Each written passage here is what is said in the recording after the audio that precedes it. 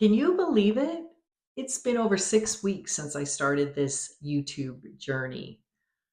And I can tell you, it's not for the faint of heart. It's not necessarily what it's cracked up to be. And I have been contemplating whether I really want to continue on this journey and keep pursuing it. And that led me to doing some deep dive soul searching. And as a result, though, I found out there are some parallels between YouTube journey and caregiver journey. And I want to chat with you about those today. Welcome to the channel. I'm Erin. This is a caregiver's compass. And if this is your first time here, welcome. I appreciate you stopping by. I have been on this caregiver journey for over 10 years now. I am the sole caregiver for my mom. And as I mentioned, the YouTube journey just started 6 weeks ago. Um, and of course, it's 6 weeks as of this recording. So I'm not sure when you're viewing this, but as of this recording, it has been 6 weeks. So as I mentioned, there are 3 hacks that I found a line between YouTube life and caregiver life. And this has given me some inspiration to now come with a new perspective and some renewed enthusiasm to keep doing this YouTube thing. Okay. And so, my first big challenge, and what kind of maybe caused me to have this deep dive soul search as far as whether I want to continue to do this, is you hear the YouTube gurus talk about how don't make the videos if there's no joy in it for you, right? And that there should be an element of fun while you are creating these videos. And then in my feed, my YouTube feed, I'm seeing people say, hey, I monetized my YouTube channel in 10 weeks. Or, oh, we set a goal of monetizing in 90 days and we did it in 78. And the other one who says, hey, YouTube changed my life. And let me show you how much YouTube paid me in my first month of monetization. So it's like, wow. Really? So, to be honest, I did have a lot of enthusiasm at the beginning. And I actually had 4 videos that I had recorded beforehand before I launched. So, I was sitting pretty there, and I was like a sponge, taking in all the tips and tricks of the YouTube experts. But now my stash of videos are gone. Everything's been published. Um, I have a lot of nights where I have a hard time sleeping or staying asleep because I'm constantly like running through, oh, that's a great video idea. Or I'm trying to finalize script verbiage, get it just right. How can I make that thumbnail so that people want to click on it and look at the video? Or how am I going to what's the description going to be for the video? So there's a lot of that going on too, as well as I still have to post on social media because I got to get the word out that I have this YouTube channel. I need to build an audience, right? So I post on social media to let people know, because guess what? I've been stuck at 12 subscribers for weeks now. And the sad thing is, of those 12, I am one of them. And my friend that started this journey with me, she's the one of the other ones. So really, I only have 10 subscribers. So that's a little bit discouraging. But in my deep dive, what kind of hit me in the head was remembering my why. Why did I start this in the first place? Why did I want to put out this information and share this? So I'm going to circle back to that in a minute, but I want to. So I came to this realization, though, that these YouTube hacks could actually be, I could utilize them in my caregiver life. And that was a big aha moment for me. Okay. Let's start with hack number 1, and it's something that you hear in YouTube circles quite a bit. It's the recommendation that you start with a small goal something that's easy to attain.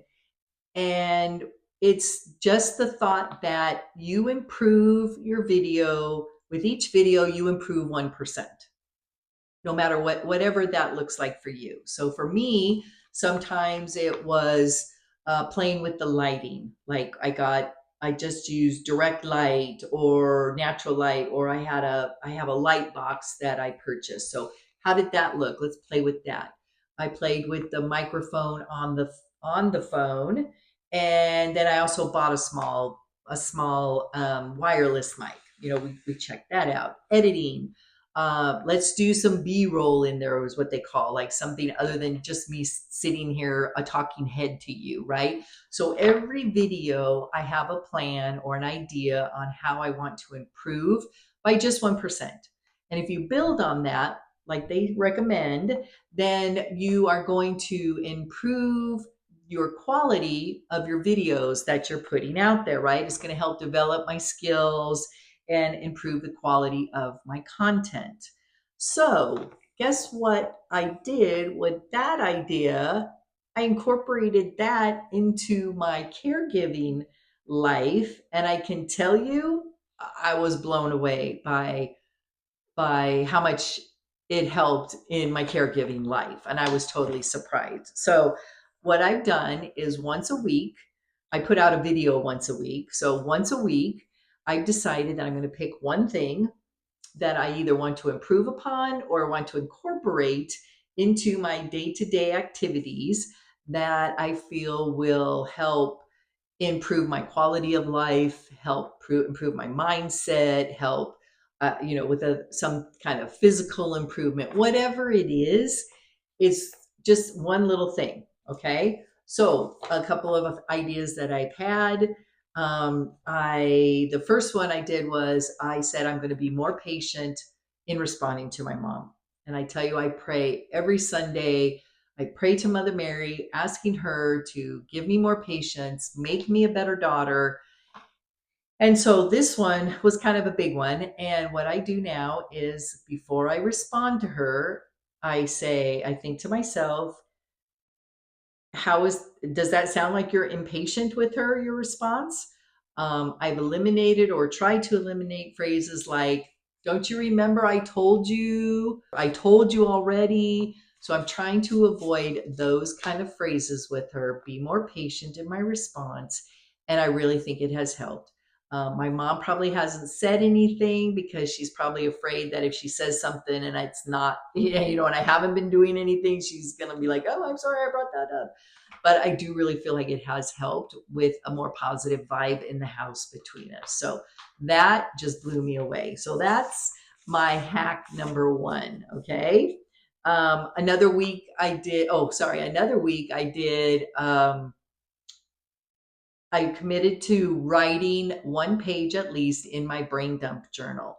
And I can tell you, when I don't do that, you think it doesn't really work, but when you stop doing it, you really notice a difference. And that really does help to, get some of this clutter out of here. Just write, fill up a page at night before I go to bed. And it really has helped. So I'm doing that. And again, I say I do them each week, but I continue to do them. It's not just a one and done, right? But that has definitely made a difference.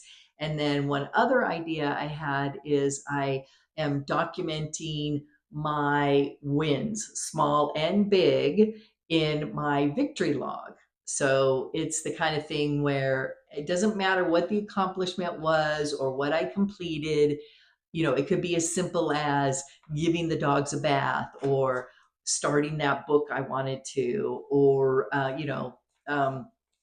don't know, finally cleaning out that junk drawer, or getting my mom to take a shower, because that is a big thing in our house. So jotting all those down, seeing them in black and white, and see them start to pile up, I can tell you has really helped with my confidence. It makes me feel good, like, you know what, I am a badass. I can get this stuff accomplished, and I'm doing it, and build on those wins every day. So that's my victory log that I started another week. And I talk about those two things, the victory log and the brain dump journal in a couple of other videos, and I can give you those links at the end here if you want to hear more information specifically on those. Okay, so that's something to look forward to. So the second lesson from YouTube is has to do with my scripts. I mentioned it previously about how, in my little brain, I'm always trying to figure out like the best verbiage and get the right wording down. So yes, for every video, I do a script. Sometimes I handwrite it out, but I usually do end up then typing it into my phone, into my notes, because from there, then I can print it out like these. Because, and I'm sorry, I do have to look down at them sometimes because this 60 plus brain does not cannot memorize all of this. All right, so anyway, so my script, I thought, okay, you know what if I did that and incorporated it into when I want to have some conversations with my mom, specific conversations, like come back and readdress something that we've already talked about, or bring up a new topic to her, bring up a new idea, share with her something that I'm thinking about doing, or whatever it is, but something specific, not just every day, day to day, we're having conversations. Something that I want to sit down and have her turn down the TV so she's paying attention to me. And I started doing that. So I wrote down like what, who, why, when, where, and I did little bullet points on my thoughts and the points that I wanted to get across, and it really has helped. I'm not so frustrated because I am getting through everything I want to get through and cover. I'm more calm. I'm not going off on tangents. I'm not getting emotional. And I think it's helped her as well. She's been more open to listen. I think she can follow my thought process easier too, because I'm presenting it in a more organized manner with less emotion.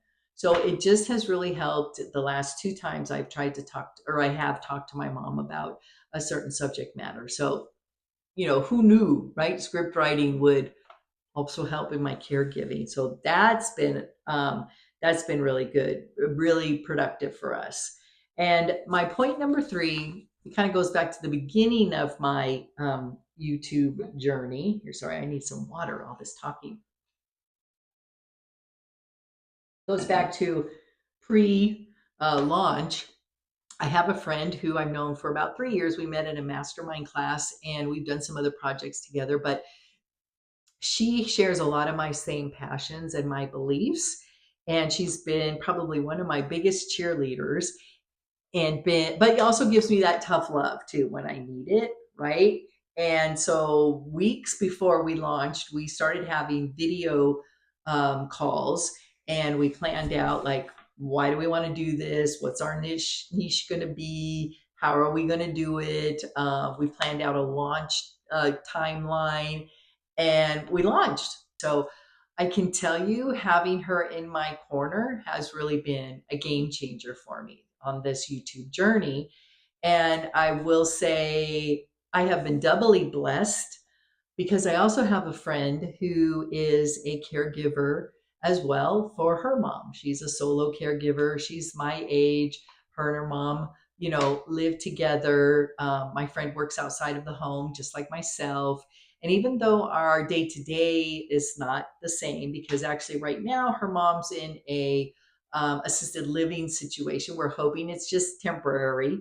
But even though it's not the same exact day to day, the basic dynamics of caregiving and how we feel, what our frustrations are, we understand that. And we know that, the other person understands it as well. And we're just really blessed to have each other to be able to do that. And so we text, quite a bit during the month. And then once a month, though, we do try to get together for dinner. Sometimes it's every other month, just depending on our schedules. But usually it's a day I go to Disneyland, and I'll meet her halfway between her work and Disney. We usually get there at happy hour, and we usually end up closing the place. So 3 or 4 hours. But you know what? It's so good for our souls. It's so good for our psyche. We don't always talk about just caregiving things. I talk to her about, YouTube or work, and she talks to me about her work and things that are going on with her friends or some of her relatives that I know as well. So it's just like I said, I'm very blessed to have her as my caregiver partner, and my friend Debbie as my YouTube journey partner. Okay. Um, and like I said, I really think that having the partner in the caregiving arena is really, really important for us. So if you don't have someone that you can call or text or have that relationship with, I'm part of a Facebook group, and it's specifically for caregivers of elder parents. So if that doesn't apply to you, I'm sure there's other Facebook groups if you just search in there and find one that's more geared towards your situation. But I find that this one is, I haven't posted myself yet, but I have um, supported people, given inspirational quotes, sent some hearts, said, "You got this," encouragement, that type of thing, because it's supposed to be a no judge zone. Sometimes the moderators have to remind people of that. There's no judging, there's no shaming. And unless the person is asking for feedback or has a question, they're not there for you to fix them. They're not there for you to give them all the answers. They just want a place where they can vent and know that the person on the other side completely understands where they're coming from. There will be somebody over there who knows exactly what they're going through. And that gives them some kind of release, some kind of camaraderie, I think, that type of thing. So a Facebook group is an alternative if you don't have a person that you go to. Okay. All right. So I think those are the three hacks that I wanted to share with you. Now I guess it's time to get back to my why. Why did I decide on this particular niche? Why did I want to go ahead and put my blood, sweat, and tears into this journey? And they say if your why doesn't make you cry, then it's not big enough. So I don't want to get teary eyed here, but my why is you. My why is you, fellow caregivers. I, you know, I know what it's like. I know what it's like to feel alone and to feel isolated, to feel like nobody knows what you're going through, nobody knows how you feel, and you wonder, are these feelings legit? Are they valid? Am I, you know, am I wrong to have them? And I want you to know, no, your feelings are valid and you're not alone. And I'm here with you. And that's why I started the channel for you. You know, uh, it's a short term. That's kind of probably, I guess, my short term why. But my long term why, my bigger vision is I want to create a community. I want a community where all of us caregivers are surrounded by our peeps, right? Where we feel safe, where somebody, you feel like somebody sees you and somebody hears you and somebody is rooting for you, right? Um, a place where you can come and feel safe with your flaws and all your challenges, no matter what they are. Nobody's here to judge. I want it to be a place where we build relationships, where we're sharing resources, any ideas, tips, tricks, things that have worked for you that other people might benefit from, right? Your experiences. That's what I want, sharing that kind of thing. And also a community that fosters empowerment, right? There's nothing worse than feeling like, um, this, it's out of my control. That's not a happy feeling. But by providing you, my caregivers, with confidence and feeling like you are empowered and you can manage this life of caregiving with resilience and remaining optimistic, That's my why. Okay. And I do that and I keep pushing through even when it sucks. All right. And even when it's hard, I push through because of my why. And like tonight, it's 10:45 on a Saturday night, and I did my scripting, I'm recording because I made a commitment to myself and to you that I would put out a video once a week, and that's what I'm going to do. I don't want to let either one of us down. So, like I said, but when it sucks, the why is what keeps you going. All right. Again, if your why doesn't make you cry, then it's not big enough. All right. So, don't forget, we got those two other videos that dive deeper into brain dump journal and victory log, and a couple of other motivational topics that are a little more maybe upbeat and positive. Okay. And not saying that this wasn't positive, but a little bit different vibe on those two.